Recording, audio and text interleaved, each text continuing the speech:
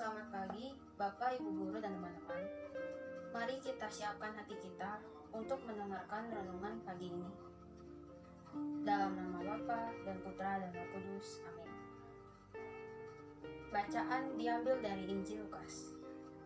Yesus menyembuhkan orang pada hari Sabat. Pada suatu hari Sabat lain, Yesus masuk ke rumah ibadat lalu mengajar. Di situ ada seseorang yang mati tangan kanannya. Ahli-ahli Taurat dan orang-orang Farisi mengamat-amati Yesus, kalau-kalau ia menyembuhkan orang pada hari Sabat, supaya mereka dapat alasan untuk mempersalahkan dia. Tetapi ia mengetahui pikiran mereka, lalu berkata kepada orang yang mati tangannya itu, "Bangunlah dan berdirilah di tengah." Maka bangunlah orang itu dan berdiri.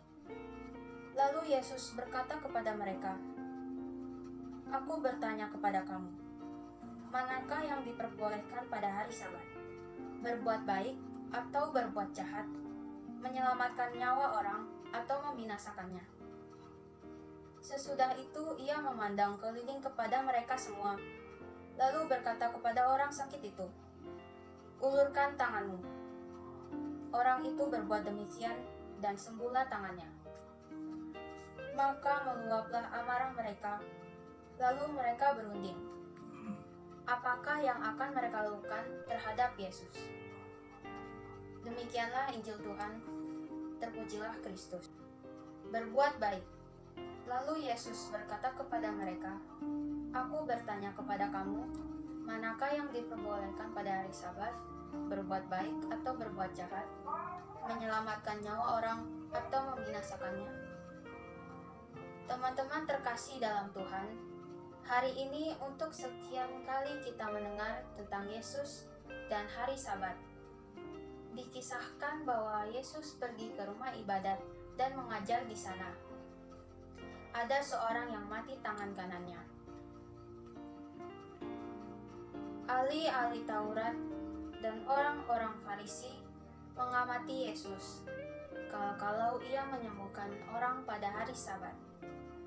Betul saja, Yesus memutuskan untuk menyembuhkan orang yang mati tangannya itu.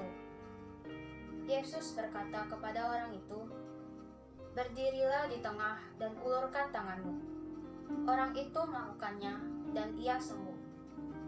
Yesus melakukan itu mempunyai alasan yang kuat. Ia mengajukan pertanyaan sekaligus juga menjadi jawabannya. Manakah yang diperbolehkan pada hari Sabat? Berbuat baik atau berbuat jahat? Menyelamatkan nyawa orang atau membinasakannya? Dalam hal ini, kita bisa menilai bahwa berbuat baik itu sah dilakukan kapan saja.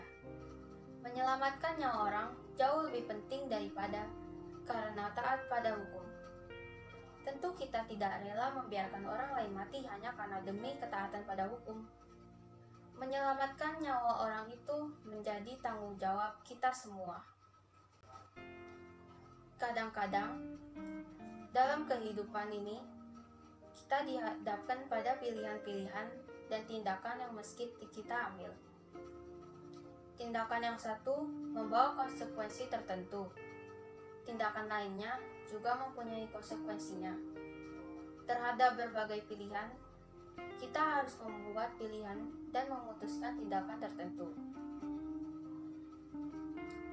Kiranya, apa yang menjadi alasan Yesus menyembuhkan orang yang mati tangannya juga bisa menjadi alasan dalam setiap tindakan atau keputusan yang kita ambil.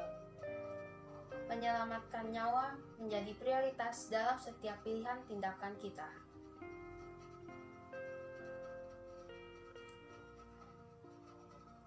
Di tahun refleksi ini, mari kita memohon kepada Tuhan, semoga kita semakin mengasihi Tuhan, mau terlibat dalam karya-karya yang menyelamatkan sesama, dan semoga diri kita menjadi berkat bagi orang lain, khususnya orang-orang di sekitar kita.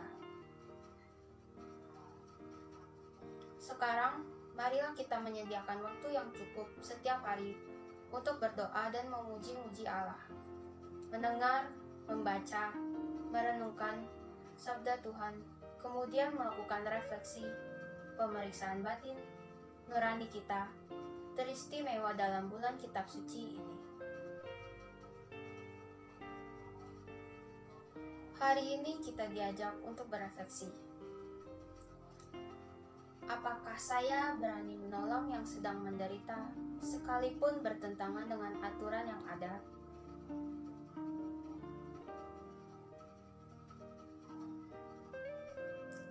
Kita pun diajak untuk mewujud nyatakan melalui aksi kita. Saya berani menolong orang lain yang sedang menderita, yang ada di sekitarku.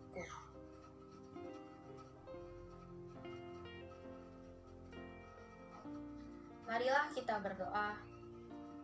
Ya Tuhan, kami bersyukur kepadamu telah mengingatkan kami agar kami lebih memprioritaskan keselamatan sesama daripada hal-hal lain.